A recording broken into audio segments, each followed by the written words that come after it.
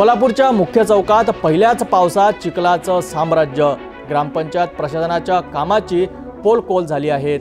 सांडपाणी तुंबल्याने व्यापाऱ्यांच्या दुकानामध्ये पाणी शिरलं तर नागरिकांना गुडघाभर पाण्यातून वाट काढावी लागत आहेत। या गंभीर परिस्थितीवर अधिक माहिती देत आहेत आमचे प्रतिनिधी गजानन खोपे।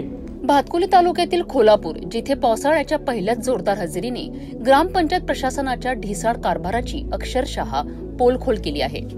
मुख्य चौकात सांडपाणी व्यवस्थापन पुरते कोलमडलेत आणि तुंबलेल्या पाण्याने रस्त्याला अक्षरशः तलावाचं स्वरूप दिलंय। यामुळे व्यापारी बांधवांच्या दुकानांमध्ये पावसाचं पाणी शिरलंय आणि त्यांचं मोठं नुकसान झालंय। या चिखलमय रस्त्यावरनं नागरिकांना ये-जा करणं म्हणजेच तारेवरची कसरत ठरत आहे।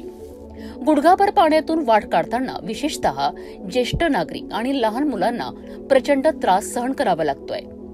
जर ग्रामपंचायत प्रशासनाने पावसाळ्यापूर्वी सांडपाणी नाल्यांची योग्य प्रकारे साफसफाई केली असती तर आज ही परिस्थिती ओढवली नसती, असा संतप्त सवाल स्थानिक नागरिक विचारत आहेत। दुसरीकडे वार्ड क्रमांक 1 मधील सिमेंट कॉन्क्रीट रस्त्याच्या कामाचं भूमिपूजन खासदार आणि आमदारांच्या हस्ते थाटामाटात करण्यात आलं। मात्र प्रत्यक्षात या रस्त्याची परिस्थिती आजही जैसे थे आहे। मोहम्मद अल्तमश डेरियाला ग्राम पंचायत से अपील है कि इसका काम करो। यहाँ अनाज की दुकान है, डेरी है, बाकी मस्जिद है। अनाज की दुकान में पानी घुसेगा, डेरी में पानी घुसेगा, मस्जिद में पानी घुसेगा, चारों तरफ पानी पानी है। नमाज की लोग जाएंगे तो पानी है, इधर भी पानी उधर भी पानी। काका के घर में अभी पानी घुसा, अभी भी घुसने वाला, अगर पानी आया तो घुस जाएंगे घर में। गुलाबपुर ग्राम पंचायत से अपील है कि इसका काम करो। रोड ज्यादा ऊंचा हो गया, या तो बिना रोड बनाएगा, रोड से खोदे पानी निकालने का।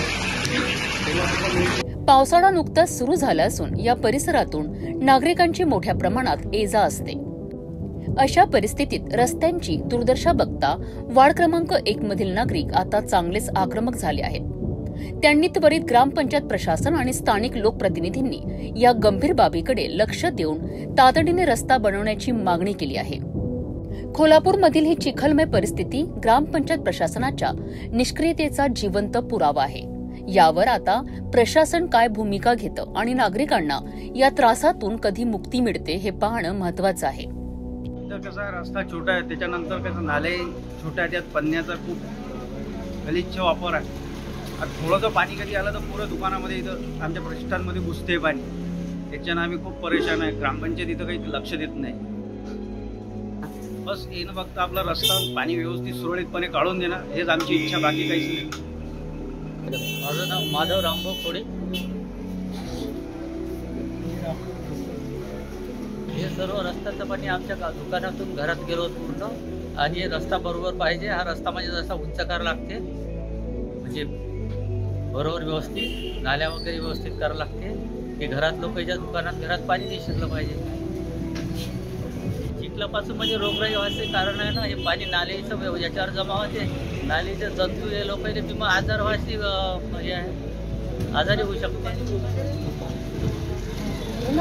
अपेक्षा अशी आहे की आमच्या घरी दुकानात पाणी गेलं नाही पाहिजे, असं काहीतरी सरकारने शासनाने हे बरोबर करावं, रोडचं काम वगैरे।